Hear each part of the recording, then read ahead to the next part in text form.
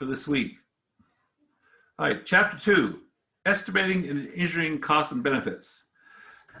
Now, last week, I said that the focus of that chapter is basically to try and get your mind into an analytical mode of looking at different problems and saying how should we address them. This chapter is continuing that, but getting to a little more detailed about the types of things we specifically want to look at, typically in a business environment, in an economic environment.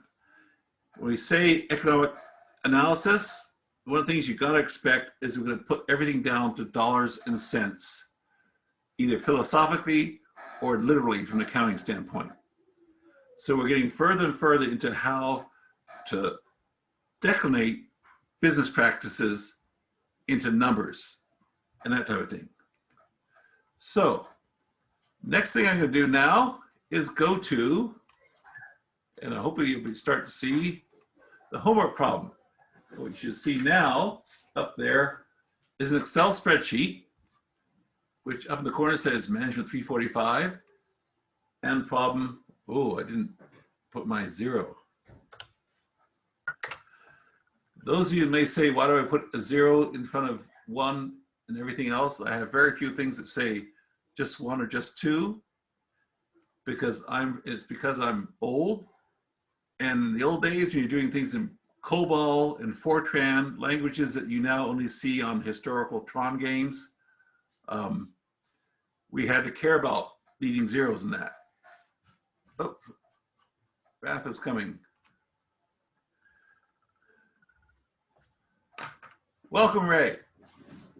So, problem 126, and this is the one that I said, no one should have an excuse of getting wrong, because the breakout session was to work on this specific problem.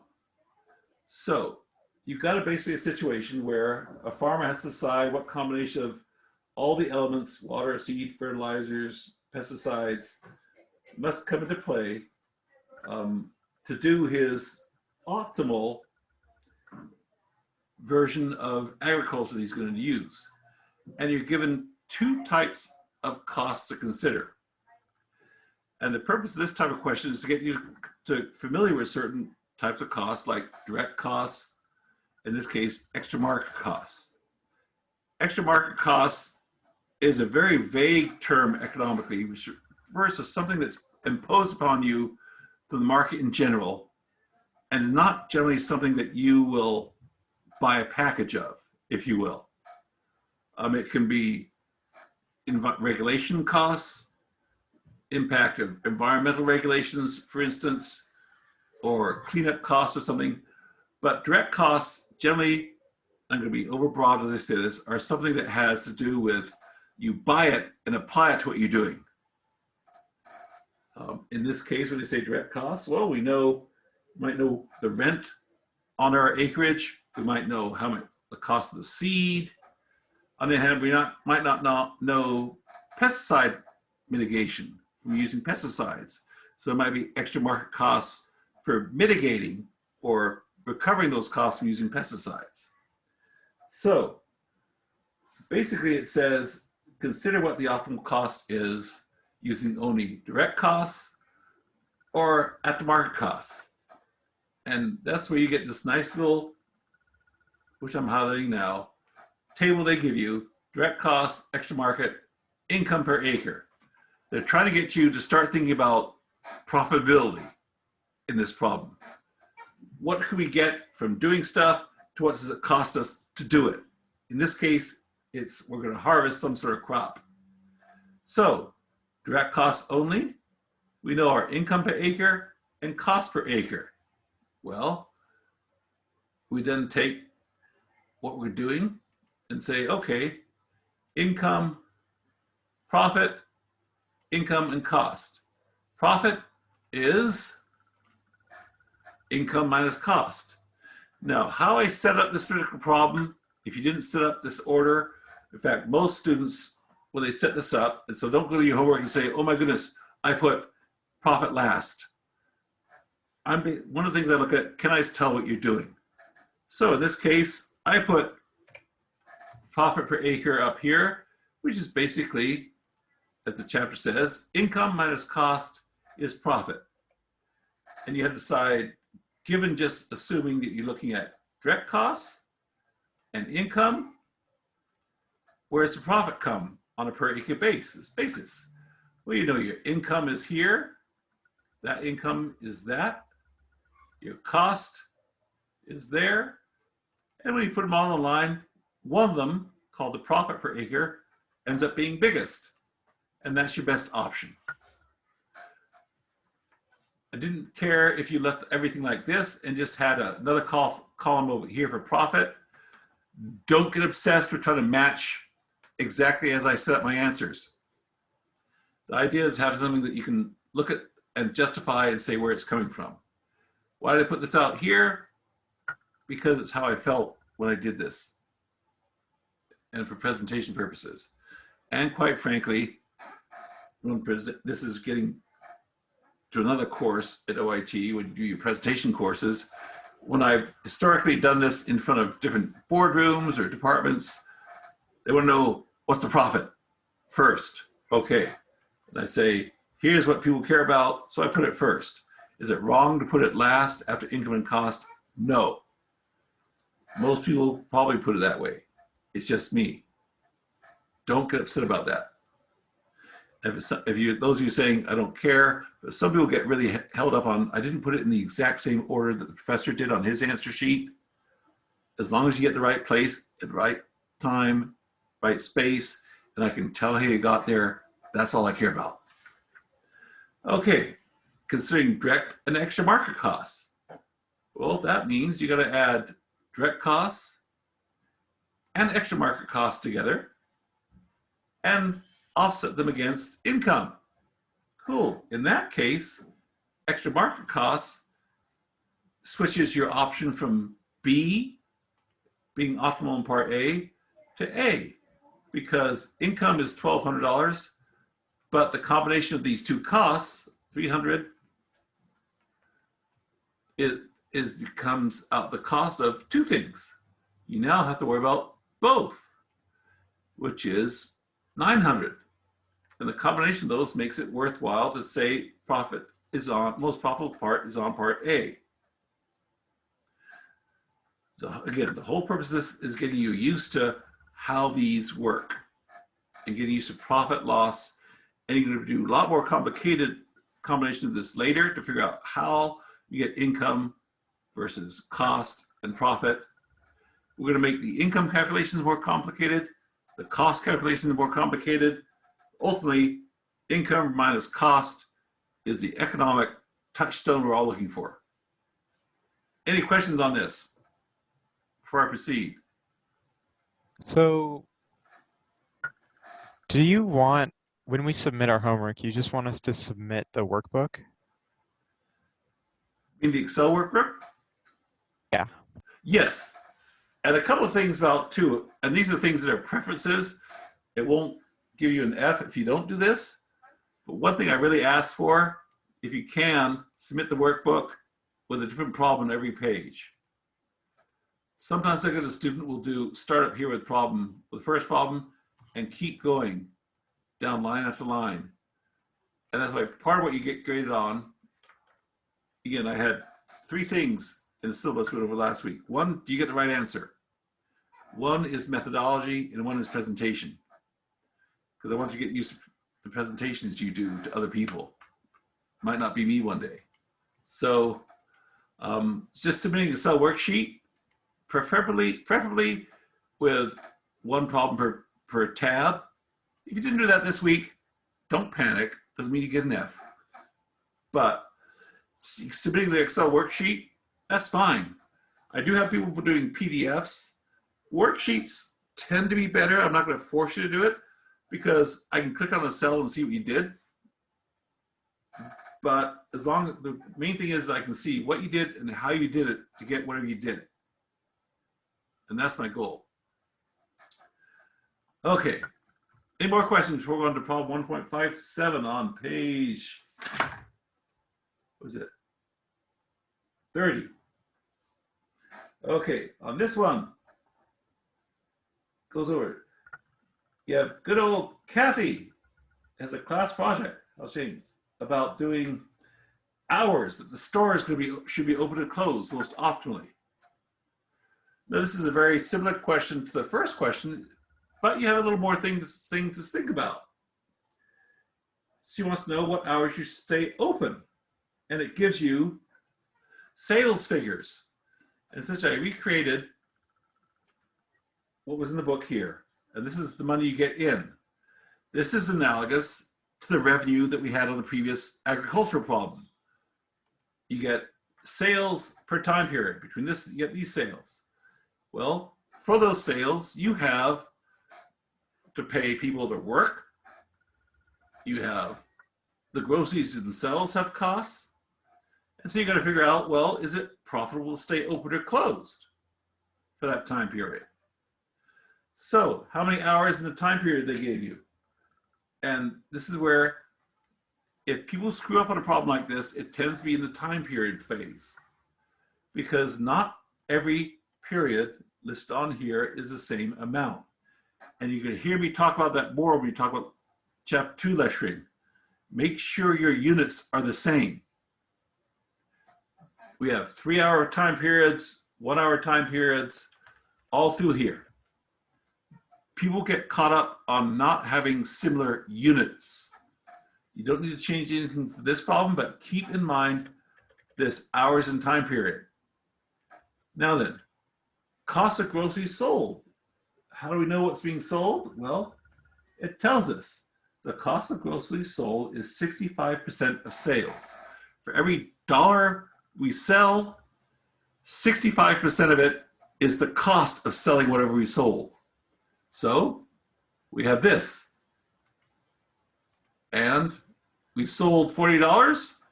65% of $40 is $26. That's how we get it. And that goes for everything all the way down. So on every hour, we know how much we sold and what the cost of it was. We sold this, and everything that $40 cost us $26. The physical goods we sold cost us $26. Just as here, the $600 we sold cost us $390. How? Because the cost accounting gave us a 65% number. Another place people get held up, is it fine if I broke out the set? Yes, if you broke out them hour by hour, that's fine. You might get some weird hours, but that's fine. Now then, so you got 65% cost of goods sold, which is a cost accounting concept, times the amount we sold. That's our cost. It's one of those costs, just like the agriculture problem. But it takes someone to sell that stuff. Well, every hour you keep them there costs $23. That might include their salary of $15 plus benefits, because like Walmart, you give everyone health benefits. So $15 of salary plus another $8 of health benefits is $23. Just to have the guy sitting there, whether he sells $1 of stuff or $1,000 of stuff, it costs you $23 every hour to have that guy there. Okay, so 6 to 7, when you add up, here's what I sold, here's what it cost me, here's what it cost me. Well, I lost money because I've only brought in $40, but it cost me 26 plus 23. I had a negative hourly profit. So there's no reason for me to stay open during that time, superficially at least. And you do that same calculation going down to 9 to 12, okay. Gross profit, oops, oh, okay, oops, escape. So, gross profit.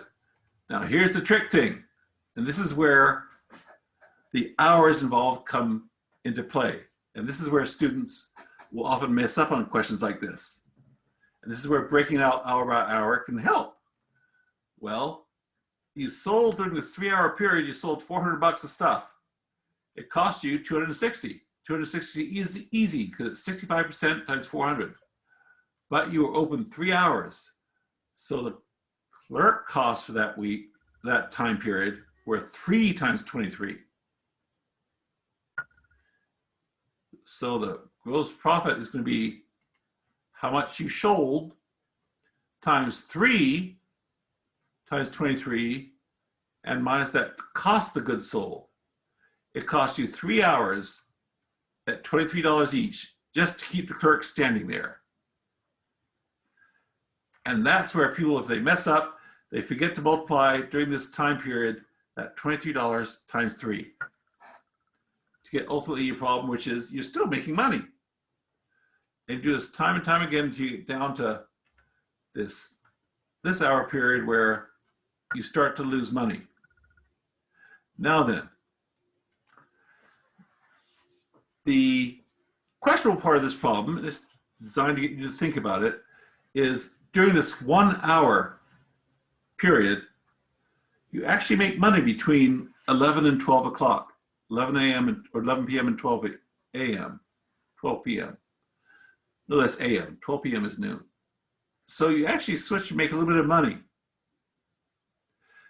So this is where you have to sort of say, okay, could you argue you should reopen the store for 1 hour? Maybe, but you're trying to keep a cohesive opening time. Think about the real world in this problem. That's what this problem is designed to get you to think like. Could you argue, oh, we should reopen for that 1 hour? I argued that you should stay open for both hours because you would still gross an additional $1. But then you have, if you go into that time period, so you lose $5.50 at that 1 hour, but you make $6.80 the next hour. You would make no, and I'd say, but you're actually making the argument, and it's really good. In my answer, I said close those 3 hours so you stop making money. But you can make the argument saying, well, is it worth staying open 1 hour more? It's hard to say stay open between midnight and 1 a.m., but you guys are getting, the question you're answering is exactly what you need to be asking. Is it worthwhile to stay open till here? Because overall, okay, you're gonna make $1 for staying that open that much longer. So you can make that argument that if you stay open that much longer, it makes sense to stay open. But these are the type of discussions, and if you say, okay, technically if you stay open that much longer, because you got to ask that question in terms of, does it make sense from a continuity of staying open? It wouldn't make sense to close at 2300 hours and then open for 1 hour and close at midnight. That's just logistically silly, if you will. But you can make the argument to stay open 1 hour later. And those are the very questions that you need to start asking these problems. What makes sense? From a practical standpoint, it doesn't make sense usually to send someone home here, you get a new person to come in for an hour. Especially in the state of Oregon when you have laws about what minimum amount of hours you can work in a row. So you could make the argument, and if you said, hey, I'm going to argue to stay over these 2 hours because it makes profit until then, you're not wrong as long as you can justify from the standpoint of why. Meaning, okay, I'm still making a profit overall up to here. That's a great question, exactly what I want you to start thinking about for this type of question. Any more questions on that question? But you guys are asking the right, I'm not saying redundant, you're asking the right things. I don't want to say right questions about the question. So I'm going to move on to 64, which is Jim Jones, bad name, motel owner. This is one of the more complicated ones. And again, if you set up exactly as I did, don't necessarily have to. But over here, I duplicated the information they gave in charts. Okay? So he's got advertising or not, and occupancy related to advertising. Overall, one thing you should notice is that when he doesn't advertise, his occupancy rates tend to be lower. When he does, they're higher. The question is, what should you do given that? All right, so he has 4 alternatives. He advertises, and what does he charges? He has, in each case, advertising or not, he has 4 different levels or price points he can charge, and the resulting occupancy rate he gets for each one, depending whether it advertises or not. So you got advertised, not advertised, and 4 scenarios based on price for each one. And that's where we start off with.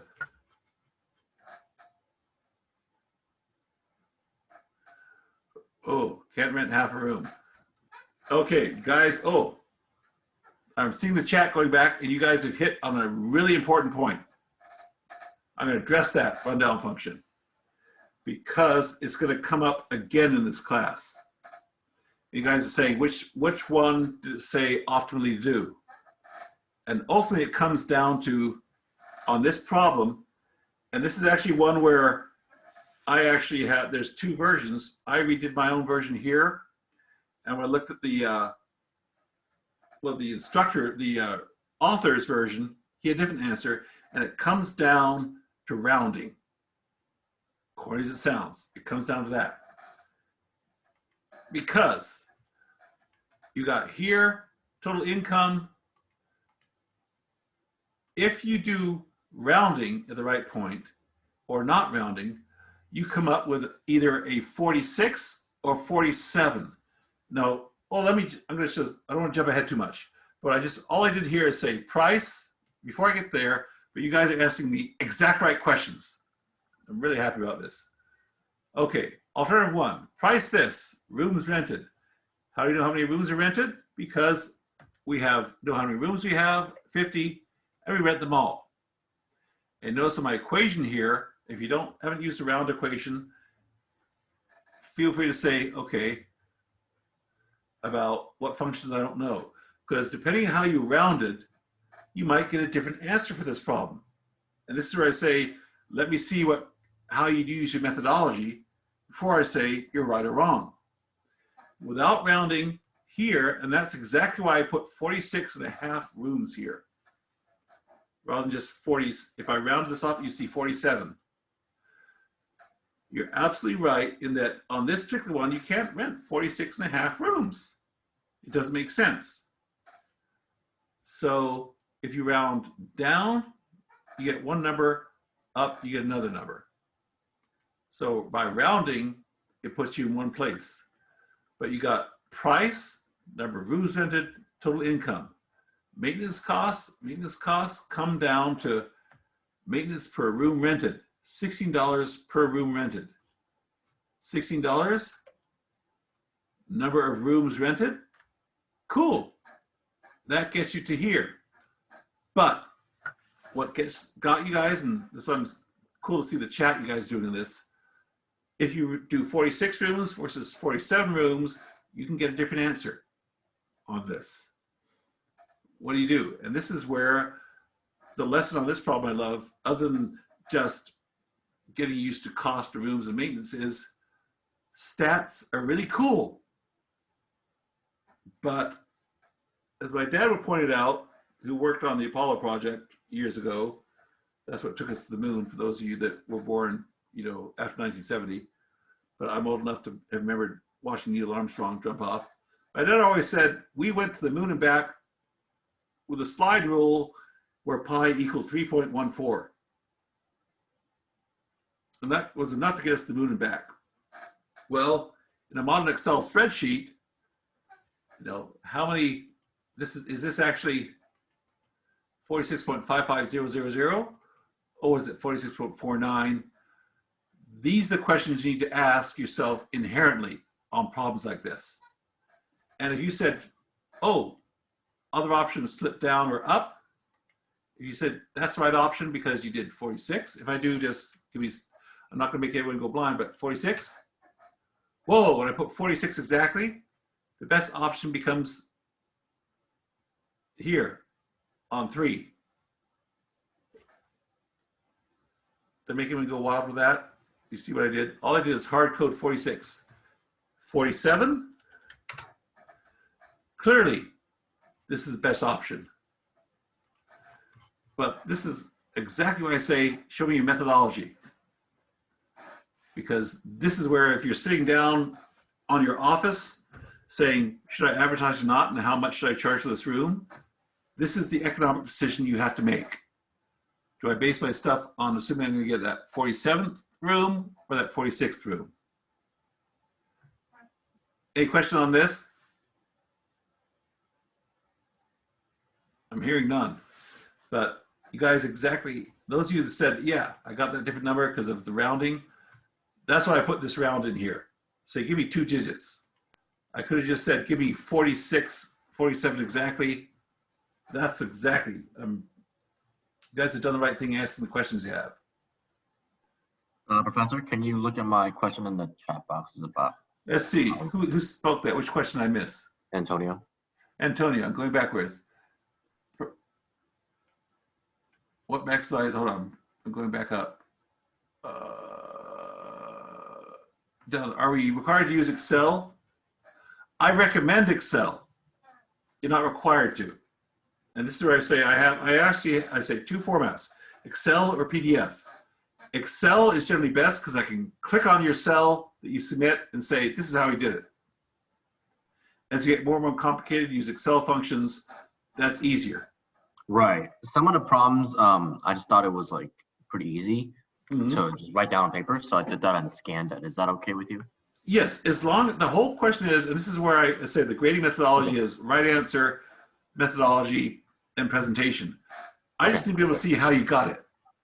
Right, right. If you want to write it out by hand and scan it, as long as I can tell how you got the answer, that's good. Right. If you send it me Excel spreadsheet and just said, or a scan sheet and said, 2604 is the best option. Okay, that's not so much what I want to see. Right. But as long as I can tell how you got what you got, that's great. Excel, and we have different people with Excel in here who have different versions of proficiency. I understand that, and we can work with you on that.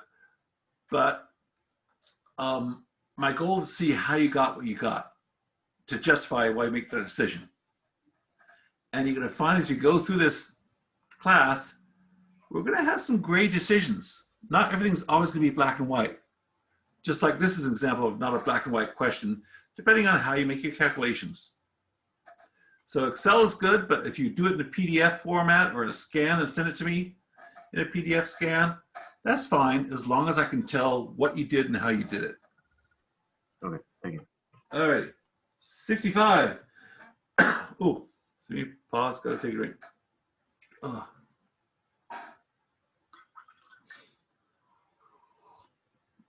Okay, now then, grocer, got apple crops. What are you gonna pick and how? You got a price per box, and the longer you delay picking, the more apples go rotten, is what adds up to here. So how I did it is I created a schedule of all the weeks, as they talk about in here, and boxes you can pick on a per week basis. How many boxes spoil? And you've got a calculation for that, saying, okay, for every week, you delay, you lose 120 boxes. So the first week, or you get boxes and lose boxes, and the prices go down.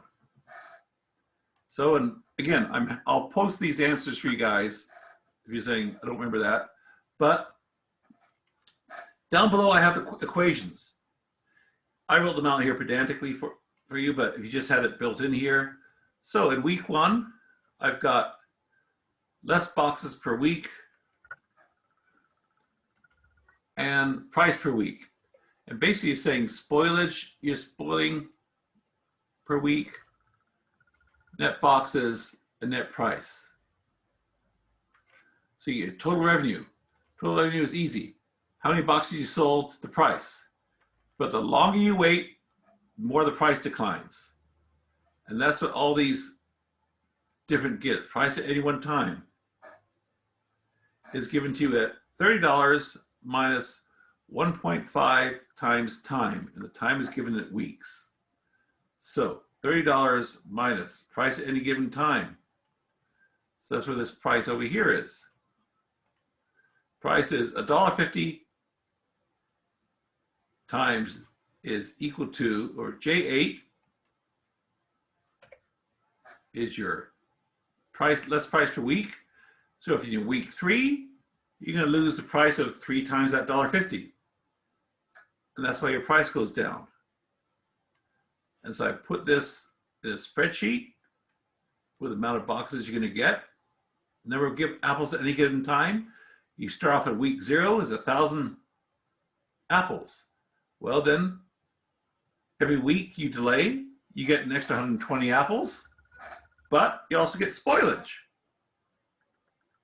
So you get an extra 120 apples by delaying, but you get $20 or 20 apples of spoilage or cases. So your net boxes come there. Boxes you harvest, spoilage, net boxes. What you harvested, what went rotten, here's your net. Well, and you have your price is equal to boxes times the price. This is your first really complicated question on here, I think, of setting up the spreadsheet. It does require some thinking through on the math, if you will. You won't generally have any more complicated than this. But you know, I'm not going to do, there are some parts of this book that gets into calculus.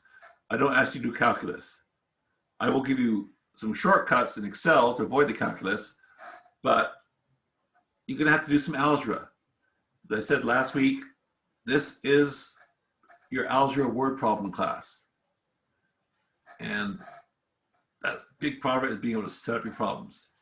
So I do weeks 1 through 10.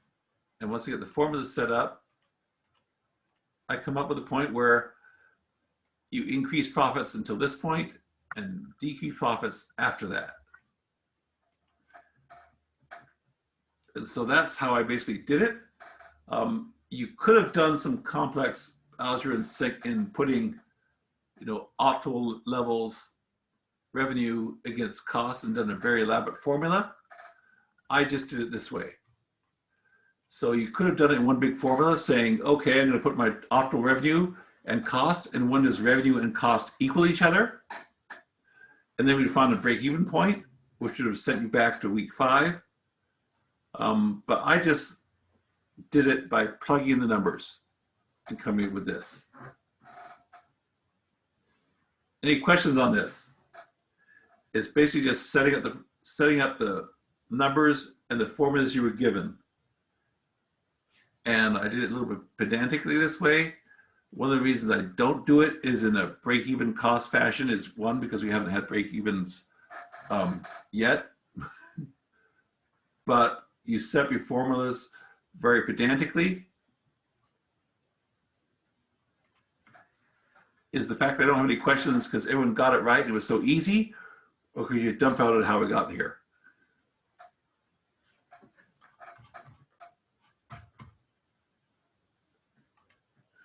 Not hearing anything. So I'm going to assume you all have this. I assume that no questions mean acquiescence and understanding. Or everyone quit and I didn't notice. All right, I'm going to move up to problem 2.01. Now then, rushing ahead to chapter 2, ahead of us. This is on page 65, if memory serves. The whole basis of this question is marginal versus, average cost. It sets you up. The good old New York Renewable Energy Company, 18 cents per kilowatt hour for the first 10,000 units each month. Now then, first thing you think about here is, so what do you pay for the first 10,000 units? You pay a flat rate. And after that, you get a volume discount for all remaining units. So I just set up this table this way. If you didn't do it exactly this way, you didn't have to, but basically for the first 18 cents kilowatt hour from 0 to 10,000. 10,001 to infinity, yeah, that sense, yes, less. So, and it just tells you, what do you use per month? Cool. You use 25,000 a month. So part of your cost is going to be due to this at this rate, and part of your cost is going to be at that rate. So you're going to have to break this $10,000 or this 10,000 or 25,000 into two sets of units, 10,000 and less and 10,000 and more. And that's what I did here. 0 to 10,000 is equal to 18 kilowatt hours times 10,000. Next set is this. So I have 25,000 total usage minus the initial 10,000 is 40.50. And that's comes down to my average cost. Now then, marginal cost. Average cost is this divided by kilowatt hour. Marginal cost is the one that gives people like, okay. And this is one of those ones where you, if you really think about it, there's no calculation on marginal cost you need to do. I'm still a little confused on average cost. So isn't the 4,050 the total cost? That's the total cost, oh, you're right, is equal to divided by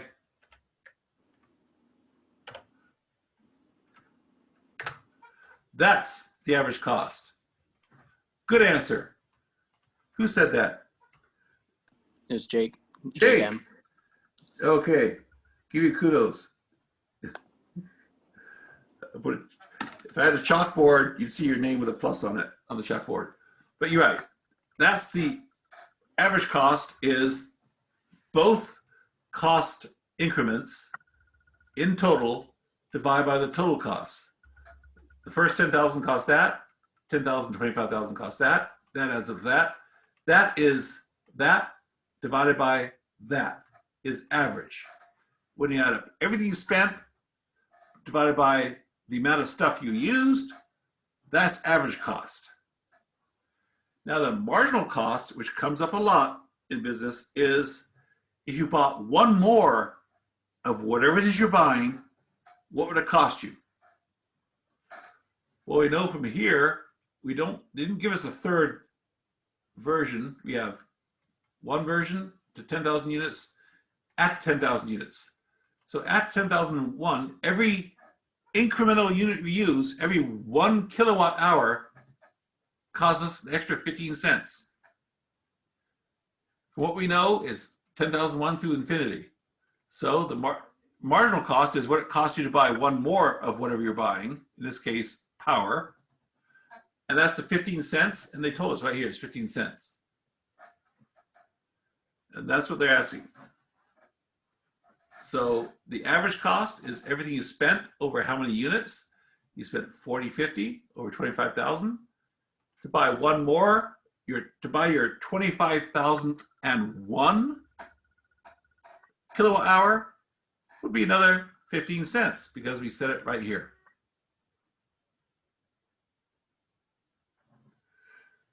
We good?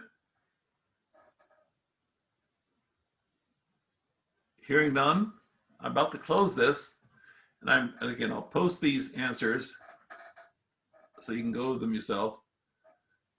And again, if you didn't format your question exactly as I did, someone said something?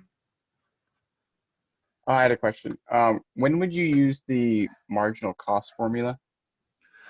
Marginal cost, and again, this is one of those things by itself, and this is where we're trying to bring you up to, and chapter 2 comes into play. By itself, marginal cost doesn't tell you something. But if you add, okay, we're going to increase our plant capacity, and we're going to have to hire so many more people to utilize that extra 25,001 of power.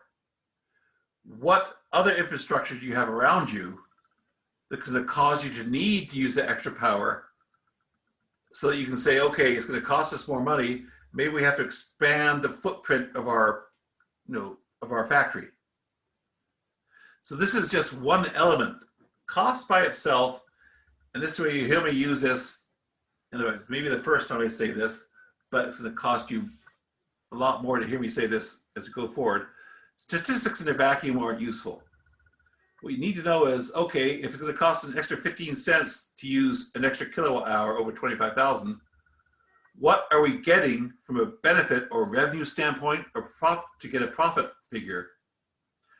Because say if you have to expand your plant, and in order to get that extra 15 cents of power, but you have to spend, $25,000 per cubic foot on expanding your capacity, the power consumption part may be too big for you. So this is just half, when you just deal with cost by itself, that's half the equation. And this is where we get back to, I'm gonna make you go blind to this one. On the farming example, we had both income and cost. Problem 2, this part is only cost. Main part of this example is to give you an example between average cost and marginal cost, because what are you gonna get by selling one additional, whatever it is that you're selling, that costs you one additional kilowatt hour? Because you're going to have we just have marginal cost now, but you're also going to have something coming up called marginal benefit. I sell one more of something and it costs me one more cost element. Does selling one more cost more or less than what it costs you to sell? And that's where we're going to come into this point and say marginal cost is not worthwhile, and it comes down to break even. Costing one more might lose us money, or selling one more might lose us money compared to what we get from selling one more. And that's the essence of chapter 2 starts to tell us. Hope that makes sense to someone. But this leads into chapter 2. Alrighty, any more questions on this before I close it and save, because I put that cost. And I will actually put I'm actually going to do this because as I did it, I'm going to have no fill. So next I want to say, yes, average cost is that versus marginal cost. And I'll bold that even. All right, I'm going to close this down. 401. Oh my goodness, we've been this an hour. Anyone need a break before I start on my exciting PowerPoints for chapter 2? Hearing none. All right. If I didn't mess something up, everyone should see our chapter 2, estimating engineering costs and benefits. This is where our last question was so great, because costs, I'm now saying benefits. Marginal costs and marginal benefits. So I'm going to focus on basically 4 areas of this chapter. There's a lot of really good examples. And the purpose of this chapter in the context of the book, I said chapter 1 was to get your mind in that analytical context.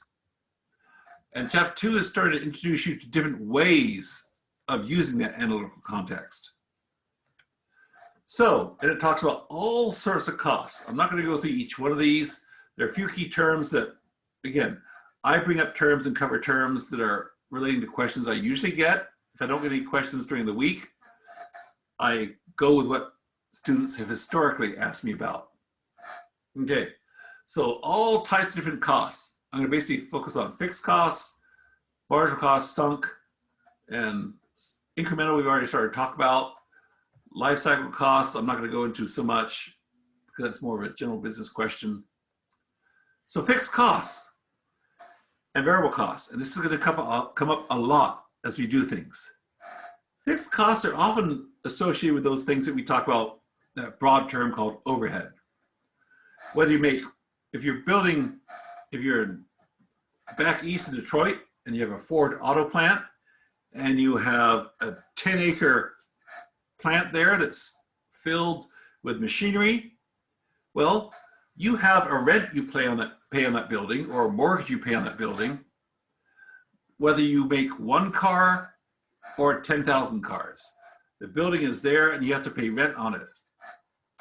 That's a fixed cost. It doesn't change whether you make 1 car or 10,000 cars. Contrast that to a variable cost, which, okay, if you go from 0 cars to 10,000 cars, you have to have people working on those cars, called direct labor. You have to have steel, machinery, and other things on those cars that varies depending on how many cars you make. And that's the essence of fixed versus variable costs Fixed costs, you pay whether you make 1 or 0. Variable costs increase or decrease depending whether you're making 1, 10,000, 50,000, or 0. And that's the whole thing between fixed costs. For example, you might shut down the plant, but you're still going to be paying the salary of the CFO. Well, might be a fixed cost because the CFO doesn't get paid depending on how many cars you make, or the COO, or the plant, the custodian that sweeps up the place every night. Those are things that don't depend on how many of what you make, whatever it is you're making, is a fixed cost. Variable costs are things you can directly tie to how many you're making of whatever it is you're making. Keep that in mind going forward because we're never going to leave this concept. If you don't get that now, it'll haunt you. But those two concepts are going to follow us the rest of this course. Now then, fixed and variable costs. And here's a cool diagram. It's a little different than the one in the chapter. And when you go down to chapter, let's find the pages when they talk about this. They put these types of diagrams starting on page 38. And economists, and this is a book that deals with economics, love their graphs. So what this graph is trying to tell you is, you got the ones in the books, is that you have the number of stuff, or the price you're doing, or what the dollar value, whatever you're making, going up, and the quantity you're making going across. That's that Q. Think about P for price or dollars. Well, the fixed cost doesn't care how many you make. So it's a solid line going all the way across. Variable costs depend on the number of things you make. So that's why I have this blue line that goes over, and it's a little curvy, but the more you make, the more it costs you. Total cost is fixed cost to variable cost. That's why total cost is kind of like the same shape as variable cost, just higher, because total cost is orange fixed cost, plus blue variable cost is total cost. And these diagrams are what make people, figure 2.1 and 2.3, all these things. They want people to say like, oh, well, but economists love their diagrams. They love their cost diagrams. And their cost diagrams, in my opinion as someone who's taught economics for years, confuse people. But the basics here is fixed cost, it doesn't vary based on quantity. Variable cost does vary on quantity. Total cost is the fixed cost plus variable cost. Bear with me on that. Now then, marginal cost. We talked about this before. People often talk about the cost of making one more of whatever it is you're making. That's the cost. Whether it be using 1 more kilowatt hour, like that homework problem, or making 1 car, whatever it costs to make one more of whatever you're doing. Average cost is whatever the total cost you did by whatever you did, however many you made it. As in the homework problem, well, you had 2 levels of pricing, 0 to 10,000, 10,000 above. You don't care. You added up the total amount it cost you for all those things, regardless of whatever price you paid at the time, by the total number of units. And this might be kilowatt hours. It might be gallons of purified water. If you're making one of those pulp paper plants out in the Willamette Valley, whatever it takes you, whatever cost you're using, kilowatt hours, pounds of concrete, or I should say volume of concrete, yards of rock for your construction site, whatever it takes, total cost divided by whatever it is you're making. And that's the basics here. This is another concept. We did fixed costs and variables. This is another thing you got to get down. Before I hit the next button, advances this. Any questions on this? Hearing none. Now then, marginal and average costs. This is where it gets really confusing in the book.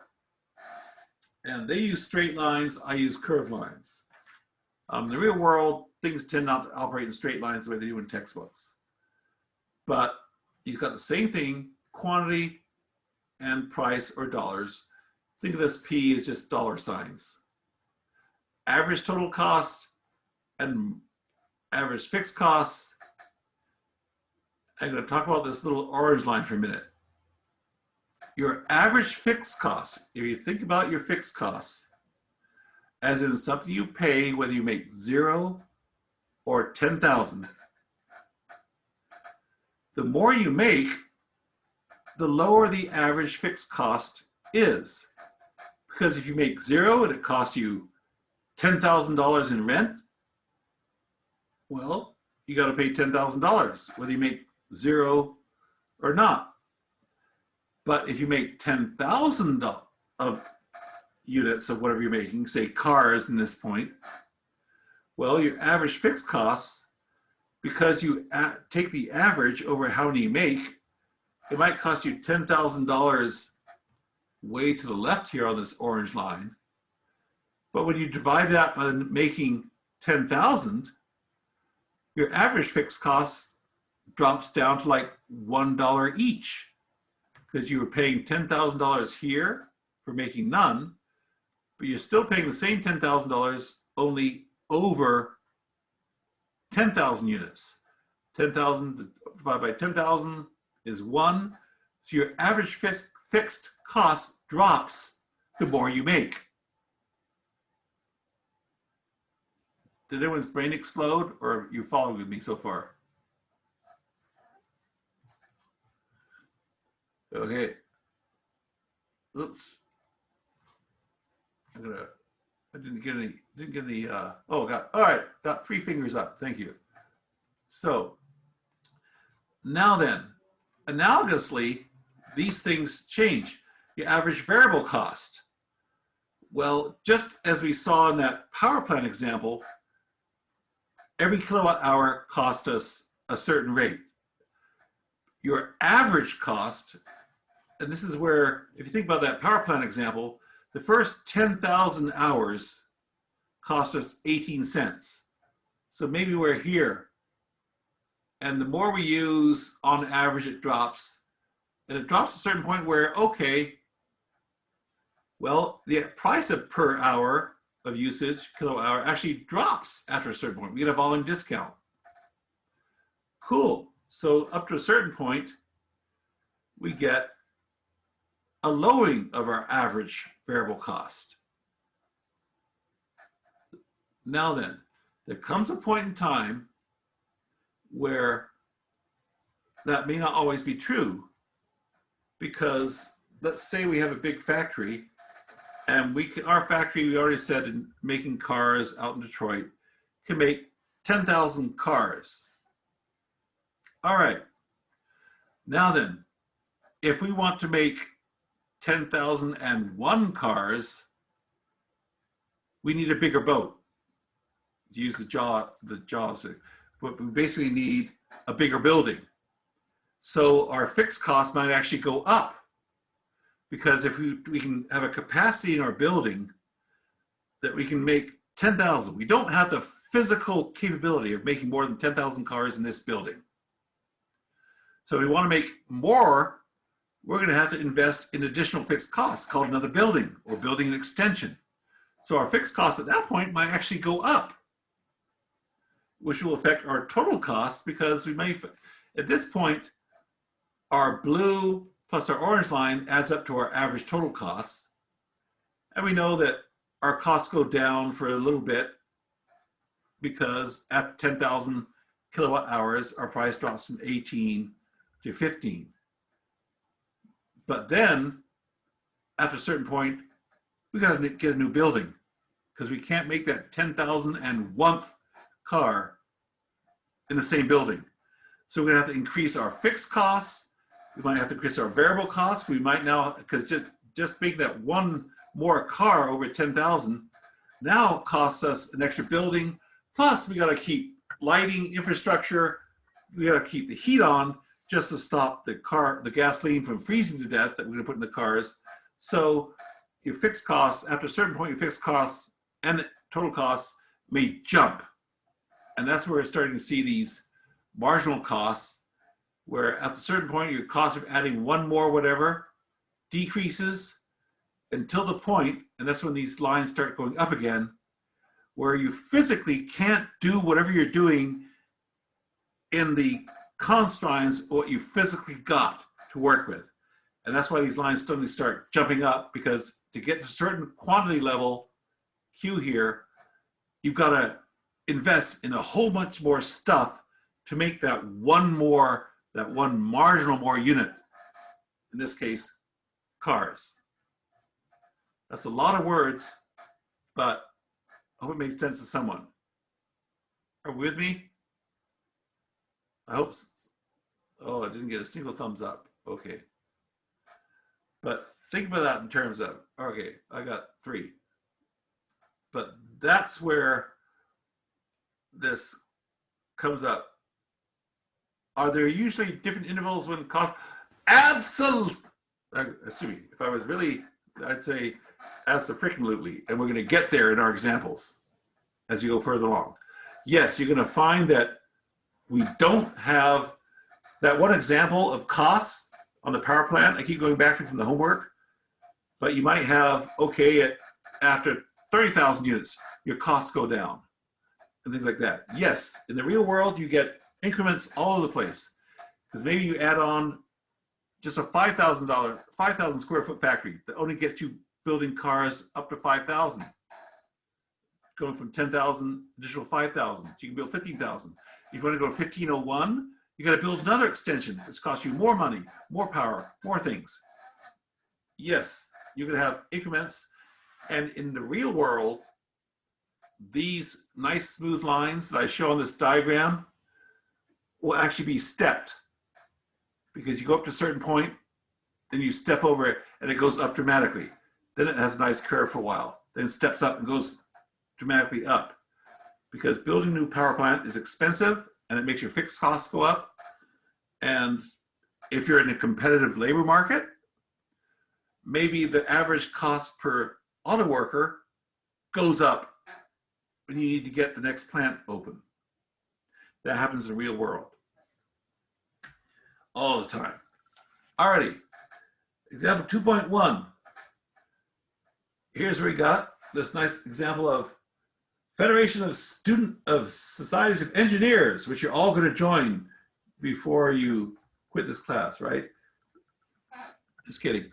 So you got fixed costs. I'm using on page 37, those of you following along at home.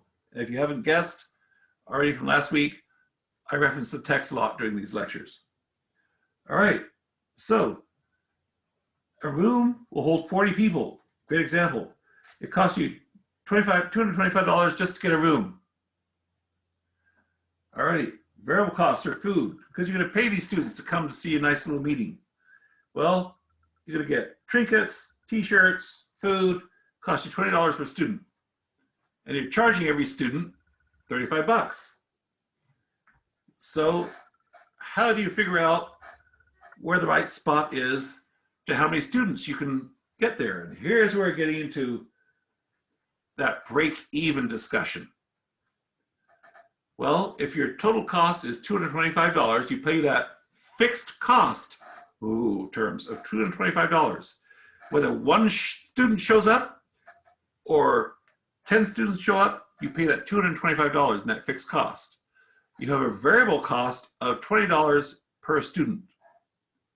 So you get $35 for every student that comes, or I should say signs up.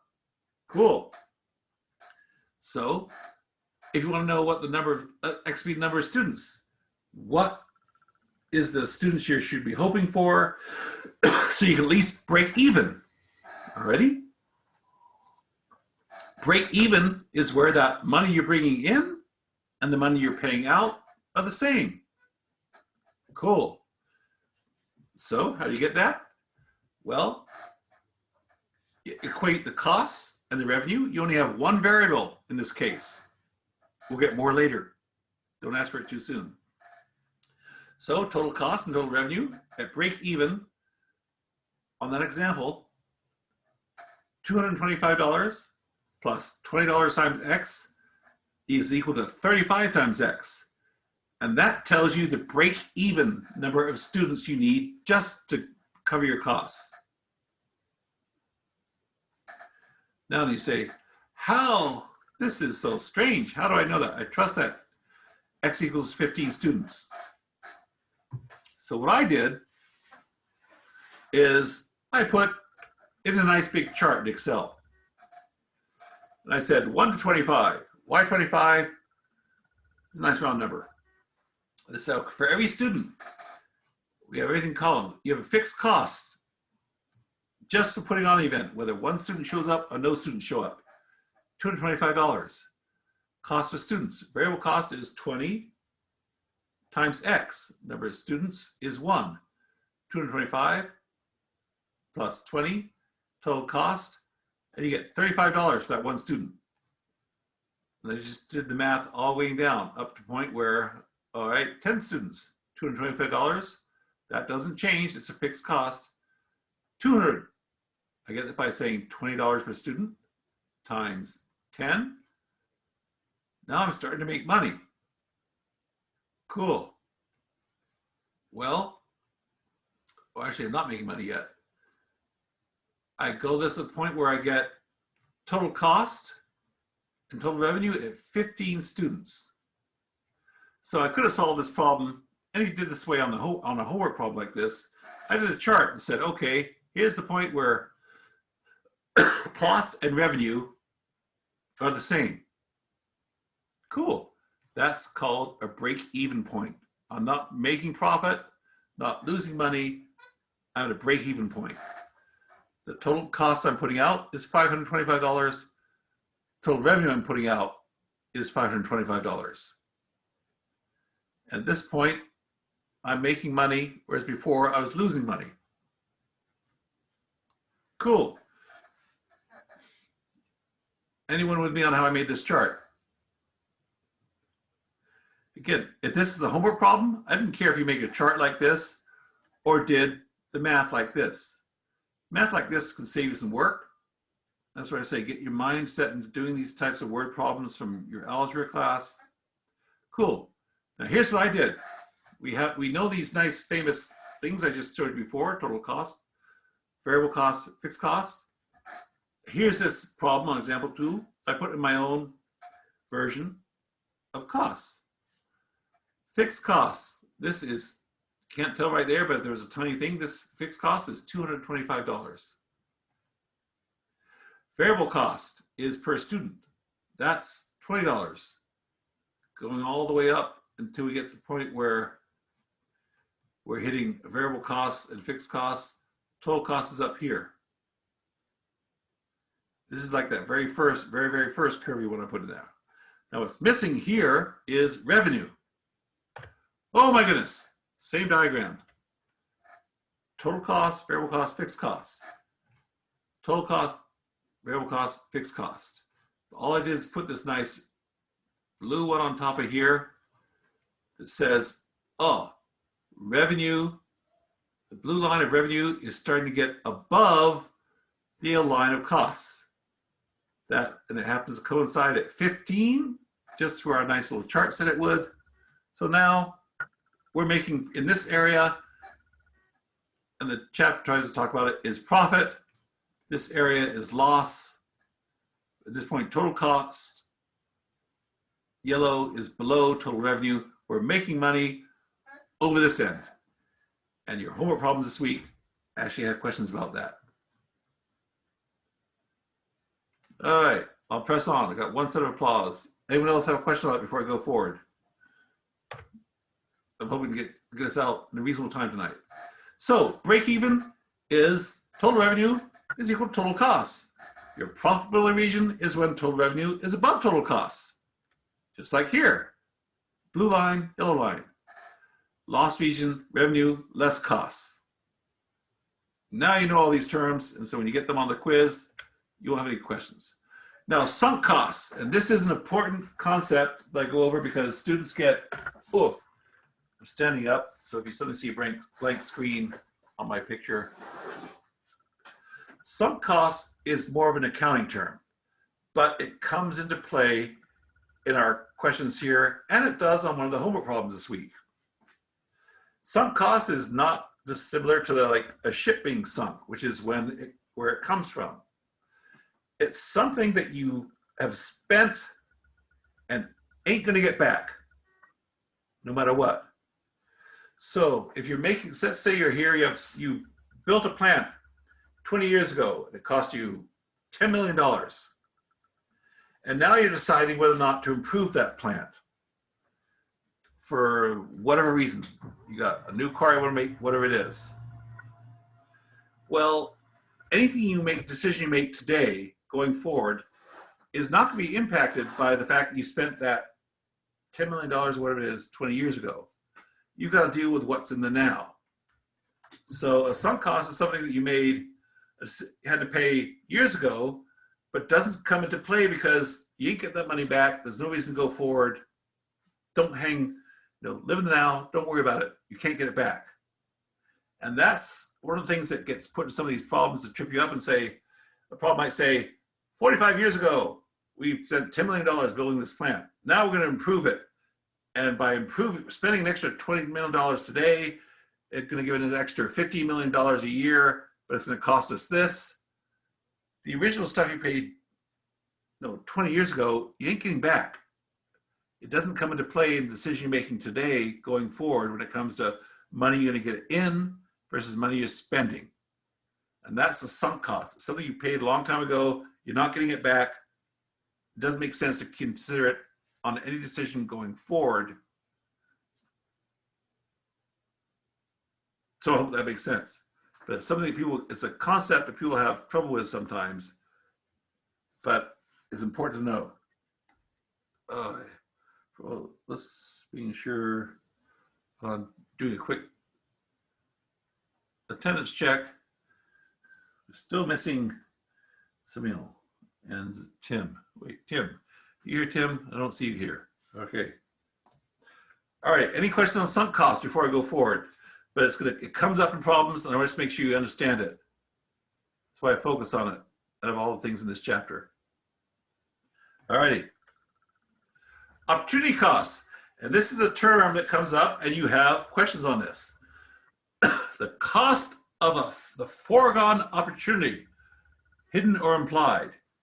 Basically, this tends to fall into things that you can't do both of. You got two choices. You can do A or B. You can build a plant, or you can fan out the construction to China. But they're mutually exclusive generally, opportunity costs. And I say generally because there will be an example when we come up with later that says, okay, they're not automatically, don't worry about it now, but there are exceptions where you don't have mutually exclusive ideas. But if you choose A, you can't do B. I can go to the coast this weekend, or I can go to the mountains this weekend. I can't do both. The opportunity cost of going to the coast is not going to the mountains. Opportunity cost of going to the mountains is not going to the coast. Those are opportunity costs. And additional costs are whatever imposes you that you didn't get to do. By not going to the coast, you're really depressed because your significant other loves seeing the waves come in. Or it might be more money that costs to go to the mountains instead of the coast. The opportunity cost of going to the mountains might be a more expensive room compared to what it would be to go to the coast, or vice versa. It can also be, hey, if I do this choice, I don't get this income, versus it may be more cheap to do one thing versus another. Whatever it is you had to forego to do the decision you're doing is the opportunity cost. Anyone with me? Oh, no one cares. Oops, sorry if you heard that phone ring. That's my mother. I'll call her back later. Now then, so why focus on this? Don't worry, that'll stop soon. Incremental costs, and this is where you'll see we get two alternatives, and we'll be evaluating multiple alternatives all the time in this class. difference between two alternatives. And they give an example in the book. No, project A has a cost of $10,000. Project B has a cost of $14,000. Incremental cost of choosing one over the other is $4,000. Now then, trick is here, don't get confused sometimes, because you might get asked, what's the incremental cost of A over B versus B over A? It's a sign change. But when you're being asked questions on problems and in the real world, make sure what you're being asked is the incremental cost of one over the other. In the case of this slide here, incremental cost I'm being asked is, what is the incremental cost of B over A? $4,000. I said, what's the incremental cost of A over B? Be negative $4,000. Now, it might seem a minor thing now, but as you progress and get more complicated in our examples, A over B versus B over A may come into play, depending on what you're being asked to do. So don't dwell on it now, but just make sure you're being asked, when you're being asked a comparison over one thing versus another, or saying this versus that, or that versus this.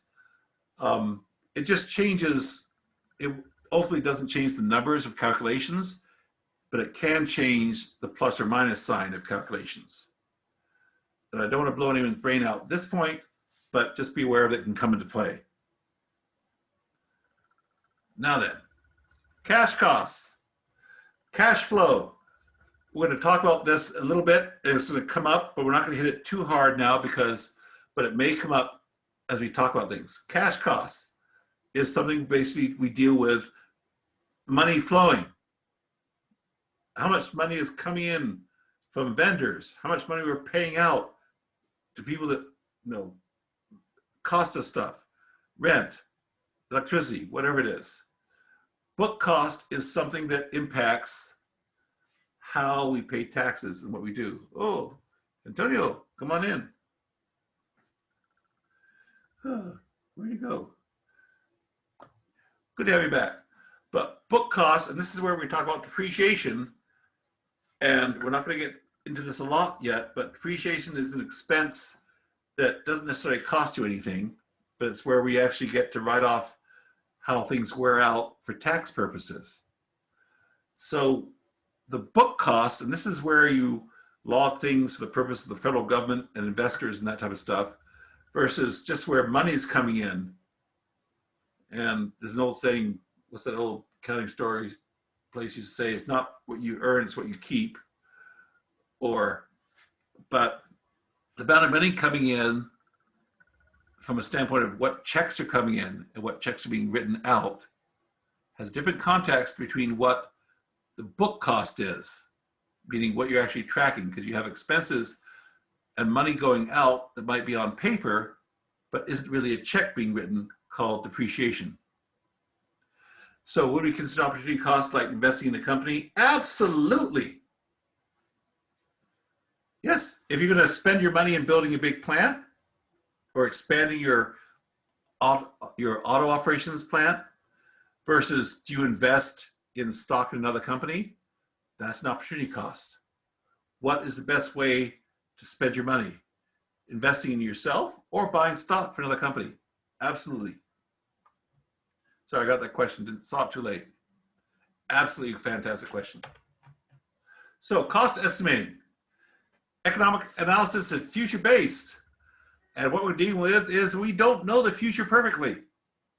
My wife may, but I don't. So we're going to do a lot of estimating throughout this class. And we're going to assign values on estimations, which, as you hear me talk about a lot, is the single greatest Achilles heel of everything doing. And we do different ways of estimating the future.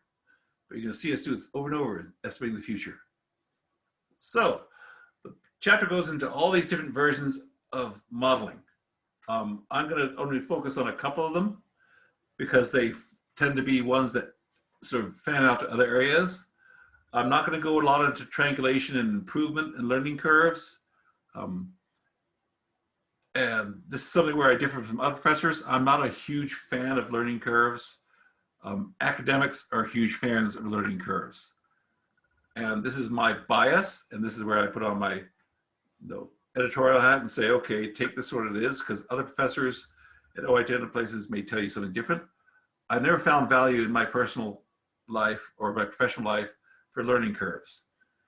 My dad, who died in 2018, loved learning curves. And he and I used to argue about it all the time, about whether they were valuable. I found them too much trouble. He found them wonderful. And no, he's no longer here to defend himself, so I'm right. So, ugh, I say, because these all get into a lot of stuff doing. These things tend to say the same things in different ways, in different permutations. It's all going to come down to how we get our costs, how we get our revenues, and how we determine whether or not we should be doing what we're doing and when we should be doing what we're doing. So, the example I'm going to start is per unit model. I'm going to start with, I think it's example, what, 2.7? Let's give you a 2.3 and life cycle costs. So this is the per whatever calculation. Per kilowatt hour, per building, per day, per week, per month, per employee, per mortgage dollar, per whatever it is. Whatever you can declinate into a per something, this is what we're talking about on per unit models. And basically the per unit is your denominator compared to what are the revenues and expenses on the numerator. Utility costs per square foot of floor space, that's an efficiency thing. Revenue per maintenance cost, whatever per. You're using this every day. If you stick on your little car, actually my nice car now has a miles per gallon. That's a per unit. It tells me how many miles per gallon is. It gets depressing when I drive my Honda. But that's a per unit model that's being calculated automatically in my car. Miles per hour, 186,266 miles per second, speed of light, maybe serves. No, 186,292 miles per second. Someone can correct me who's smarter than I am. So that's what we're talking about per unit model. So I'm going to page 52 to talk about this example. And I talk about this example in the book because it has some areas that tend to trip up students. And that's why I focus on this one. So if you don't have your book out there in front of you, memorize this slide because I'm going to talk about it in a minute. But you got nice non-corporation is valuing a 4-acre property for development.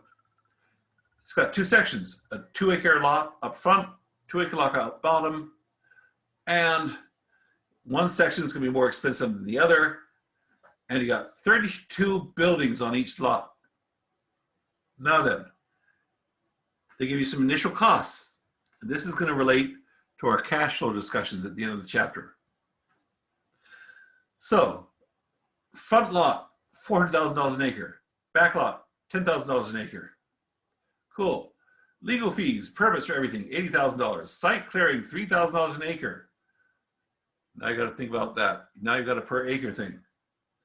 And here's where I start to get into what you need to keep in mind when you go through these things.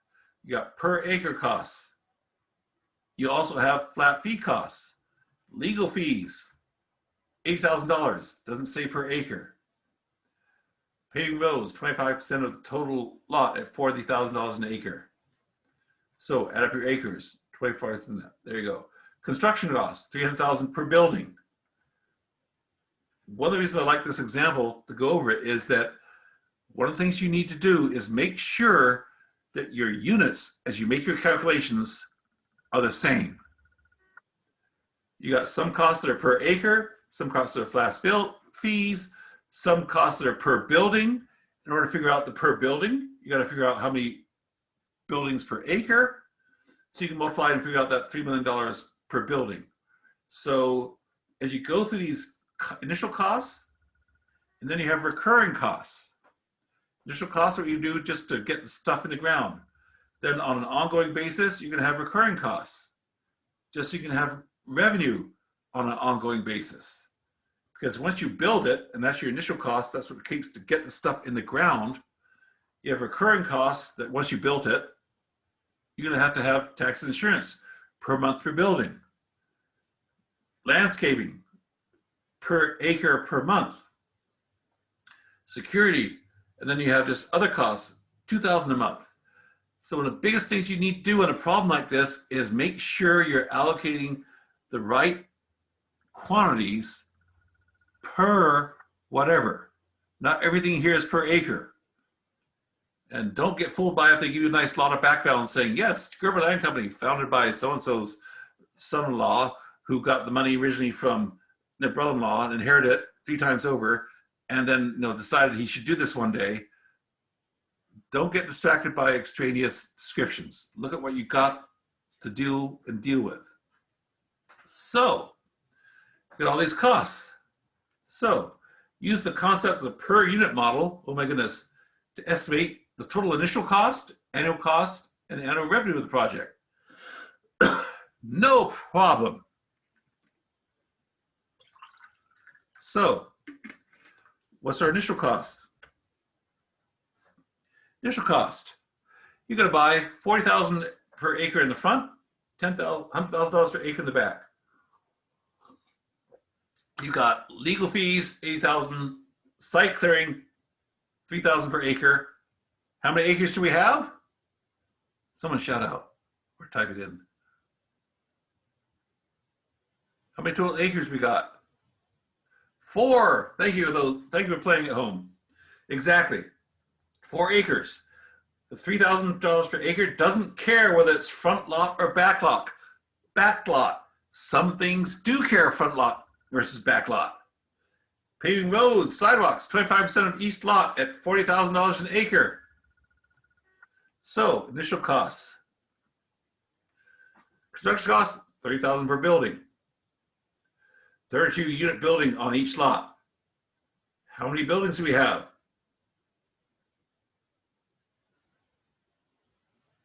Not a rhetorical question.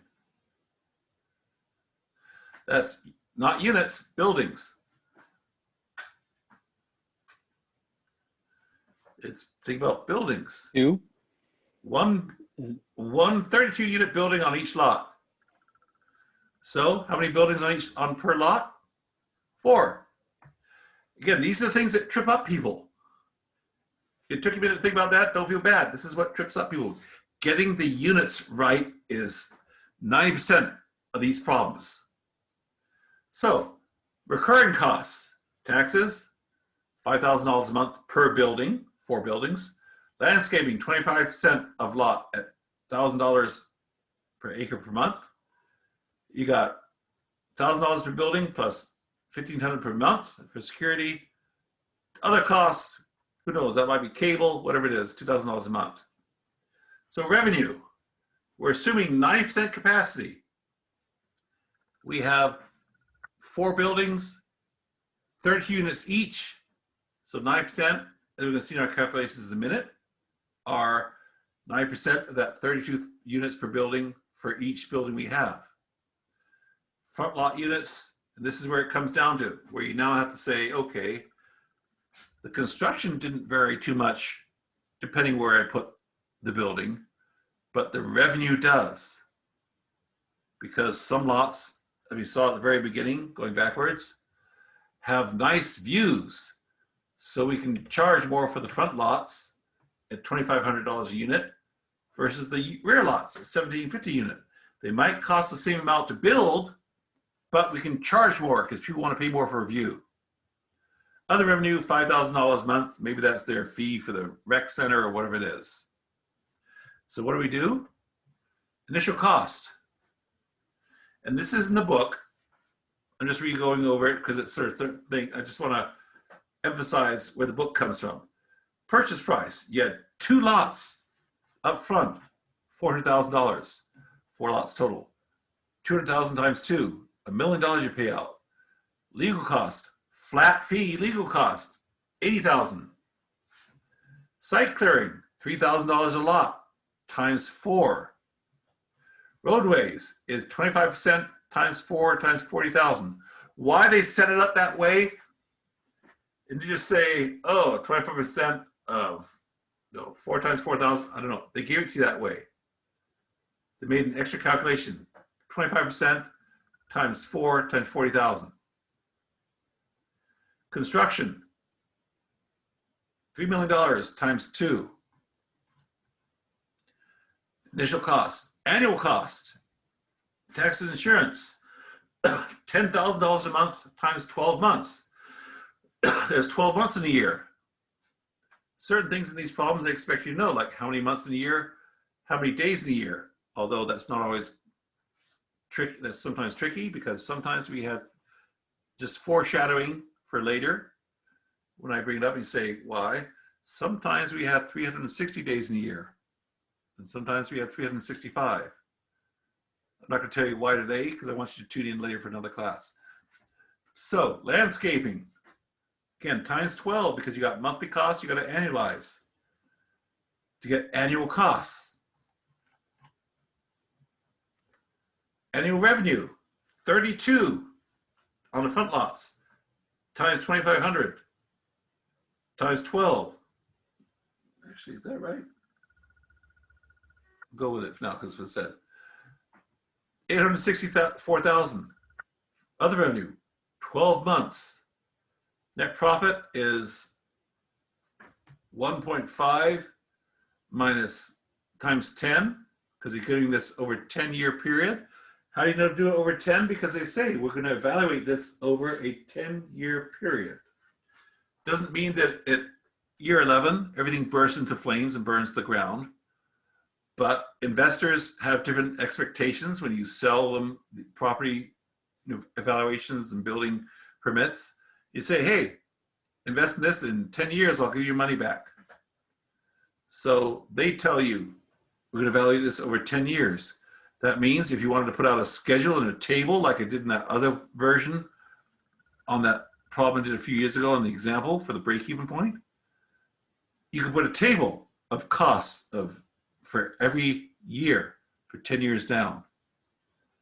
So over 10 years, you're going to make $1.5 million a year over 10 years, minus your initial costs of $7.1 million, times your annual costs over 10 years.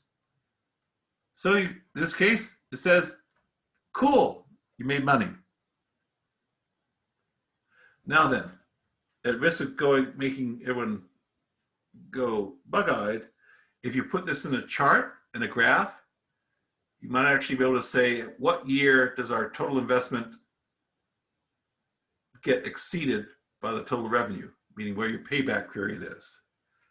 Don't worry about that today, but payback period is going to come important later, and we will deal with it when you say, how soon will I recoup my investment during this 10-year period? Will I recoup it in year 4 or 5 or whatever? That will come up later. So profit over 10 years is the revenue, 10 years of 1.5 minus the expenses, initial cost of 7.1 million plus 176 times 10, and that's your 6.3 million. So in this case, you say it's profitable. Is there an opportunity cost? We don't know. We weren't given any other opportunities to choose from. So all you know is this. All righty. Before I go forward to cost indexing, which will blow everyone's mind. Any questions on that? Hearing none. I'm going to skip ahead to cost indexing models. And this is where I get cost, and I also like to bring it up because the example in the book has some errors in it. Example 2.7 I'm going to go through. Cost indexes.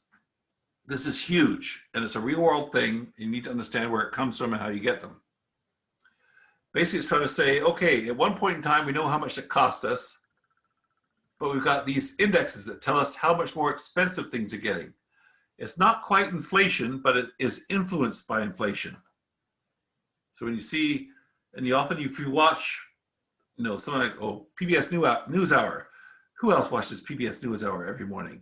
Okay, just kidding. I do. But you'll see cost indexes on different industries all the time. So hope this comes up, see if this works. I press this, and you say, where did cost indexes come from? Well, Bureau of Labor Statistics. So you think these are just something in a textbook, but people use these all the time to say, how expensive is something this year compared to next year? Let's type on, this one, table 1. Season-adjusted employment cost index of total compensation by ownership occupation. So all workers, we have an index, meaning in 2005, why 2005? Because a bunch of guys sat in a room in Washington, D.C. and said, okay, let's redo the cost index and make this year 0. So 2005 is year 1. We have a cost index of 100 right up here at the top. You see my cursor going back and forth. In June 2020, all workers across all industries had a cost index of 140.7. So that tells you the cost of these workers went up compared to the 100 in 2015, compared to 15 years later. And you can go back in time here. These indexes, goods, all workers, management professional, you can scroll down all through here in different types of workers by industry. So if you want to figure out whether your costs are going up, you can look up on this US Bureau of Labor Statistics by industry, construction, theater, merchandising, whatever it is. It tells you, based on 2005 dollars, how much something costs today. So if you built your last plant in 2005 or in December 2018, you can say, what's the difference between cost between last, according to US government, of course, in 2018, but they had these year by year, they actually have them quarter by quarter. It goes back in nauseating detail by industry, and in some cases by zip code. So if you don't know how expensive things are getting in your neighborhood compared to 10 years ago, 5 years ago, it's all out here for free. And I used to joke that they have consultants that will come in and tell you this information for a nominal fee. And I've done this to people when I said, you can pay me to give it to you, or you can look up here. And it's out there for free, and people are willing to pay you just to look up this information on their industry and geographic location. There's actually an industry for that. And I always say it's published for free by the US government, but consultants will come in and say, I will save the day for you and give you how much things have increased in your price over the last 10 years. And all they're doing is looking up here. So, done pontificating. Now then, example 2.7. We have this Miriam, who's interested in estimating annual labor and material costs for a new production facility. New. And she has historical data. Labor and materials. Now this is where you should start thinking back to chapter 1, when we had homework and examples that split things out by labor and materials. Here we go. Labor costs, material costs. The cost value index was 124 10 years ago. How did she get that 124? Well, last time she built something, she looked up on the US Bureau of Labor and Statistics website. We just went. It said, last time we built something, it was 124. And I want to build something today. And now it's 188. She looked up on that website to find these numbers. Annual labor costs for a similar facility were 575,000 10 years ago. So that's where she got the 124. And the government gave her for free the 188 for today. So now she knows how to index her costs. Material costs, similarly, I look at the labor costs on that website example. There are material costs as well out there for free. All you have to do is be willing to do some data mining. Material costs, 3 years ago, 544, 715 today. How does she do that? She went to the Department of Commerce and looked up their materials costs indexes compared to the Department of Labor for the labor cost indexes. You can actually get both data on both sites, but Department of Labor always puts labor first. Commerce puts other things first. All these indexes are for free. All she did is say, hey, it cost us this 10 years ago, and here's the index then. It cost us this 3 years ago, here's the index. So what do? the labor factor you need, what the cost factor was before, and what it is now. If you take that 188 and that 124, it gives you 1.5. Basically, since they last built this, it's about 1.5 times more expensive to build it today. So if building this new plant, and we're assuming it's all going to be the same size and declination, if not, we didn't build a 5,000 square foot plant last 10 years ago, and now we're building a 50,000 square foot plant. But you can do that, same indexing for size as well. And that's one of the examples in the book. So new labor cost is equal to old cost times that 188 divided by 124. Well, we know that it equals, and this is where the book is a little wrong. The book transposes labor and materials on that example 2.7. And you all notice that because you all read the chapter so far. So everyone should put a thumbs up and say, yes, I noticed that. It was wrong. But when it gives you materials, was it 2.4 million? When it comes down to labor, they put the labor cost in the 2.4 million. Anyway, so you take your old costs times the increase in cost factor to get new costs. Ooh. Similarly, materials cost, index now versus 3 years ago, which gives you your factor. New materials cost is old materials cost times the, what I would call the inflation factor. Other economists would say, no, it's not really inflation. Okay, but it is a cost indexing increaser. You inflate the old costs to get the new costs. I tend to annoy economists and mathematicians that way. Okay, so we now get new costs for materials and new costs for labor, and you can add those together and say, this is what it's going to cost us to build a new plant based on the old, assuming the old costs are still valid and we inflated them. That's how you do your indexes. That's what this whole index thing is. Indexes are used very, very commonplace, not just in classrooms, but out in the real world. And as I said before, anyone can use them because they're available out there for free, published on a quarterly basis by the federal government. So if you're never sure about, gosh, how much I built my garage band 2 weeks ago or 2 years ago, and how much is going to do my new garage band now? Well, you can look up actually places for musical establishments and recording studios and see what the indexes of costs were. I've done it. You can. All righty. Any questions on cost indexes? Hearing none. I'm cooking with gas now. Cash flow diagrams. This is the last section. I'm going to focus on this. I'm not disputing other examples I've skipped over, but I'm doing the parts, as I said before, that I get most questions on or the most salient that need to be paid attention to.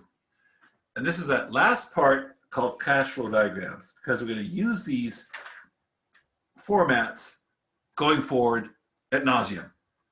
So pay attention to this part, because how they format it, they give Excel examples, we're not going to give it up there. They summarize the costs and benefits.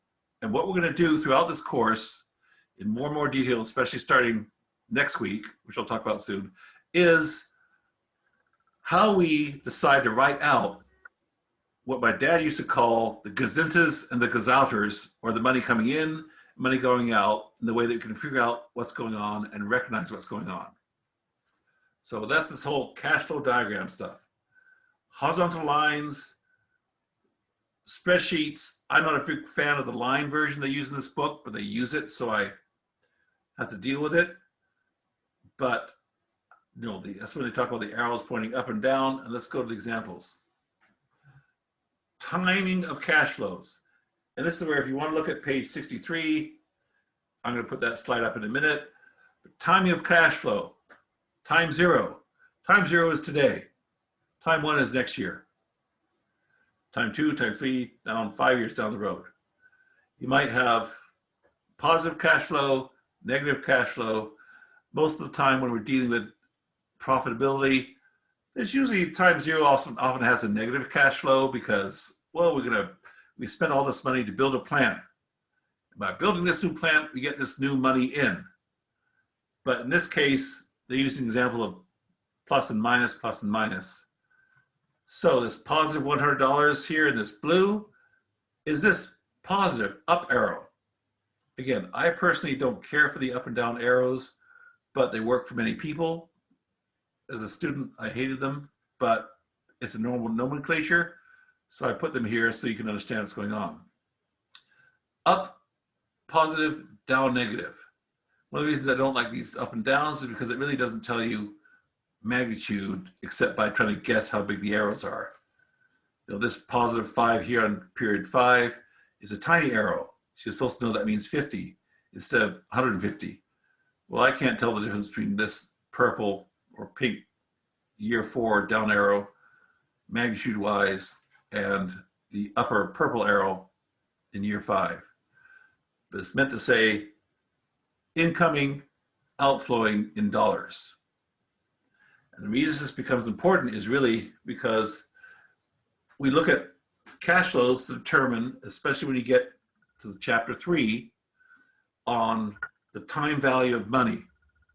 The examples in this chapter on more than one occasion say, don't worry about time value of money yet, or don't worry about discounting it. And that's the idea that in the future, $100 in your pocket today is worth that more than $100 that someone's going to promise to pay you 5 years in the future. Because there's uncertainty, you might get it back. And inflation, $100 today isn't necessarily worth the same amount you can buy $100 5 years from now. In 1968, we bought a nice VW bus, tan, from Volkswagen for $3,000. The equivalent car, well, they stopped making them now in the United States. Last time I looked was about $28,000. That was about 10 years ago. Inflation causes that. So categories of cash flow. Initial costs. You might have a year 0 with outflows of cash, negative. And these negative and positives become important later. Yes. Okay. Yeah, good comment. Operations maintenance, annual expenses. You might have outflows on an ongoing basis. At the end of the useful life, you might have a salvage value, meaning you use your Volkswagen VW bus for 10 years, and it might have cost you $3,000 in 68, or let's say like 50 years, 68, and then you can sell it now for $2,000. Actually, there's a market for those. So that might be salvage value. Salvage means something you get just when you're going to get rid of it. Revenues, expenses, overhauls. You might have to overhaul your plant whatever halfway through its useful life. You have inflows and outflows that we have to take accounting for, and that's where we put it in spreadsheets like this and diagrams, flow diagrams over time, 0, 1 through 6, 0, 1 through 6, the capital costs by year, outflows, inflows for your costing and what money you come in and out. We list that there in a spreadsheet. And we do more and more, stuff with these spreadsheets. So just get used to the declinations they're talking about. That diagram on page 63 is helpful, but this is the type of setup we're going to use, and next week's homework, you're going to see me using it more and more. So I'm going to assume we've been on this 2 hours. We're going to do a breakout room in a minute on some problems like we did last week. So I'm going to say, let's take a break now so we can come back at like 1/4 and then we're going to spend 15 minutes on breakout rooms and talk about next week. And what we're going to do in chapter 3, because we have an odd week next week where we don't meet on Monday, but we still have class that week. So let's take a quick, I'm going to pause recording. I'll see everyone back here at 5:15. And we'll spend the last 15 minutes of class doing a quick breakout session on one of the homework problems like we did last week. And then if there aren't any more questions, we'll quit it for the night. Any questions? Hearing none, I'm going to pause the video and stuff, and I'll see you back here at 5:15.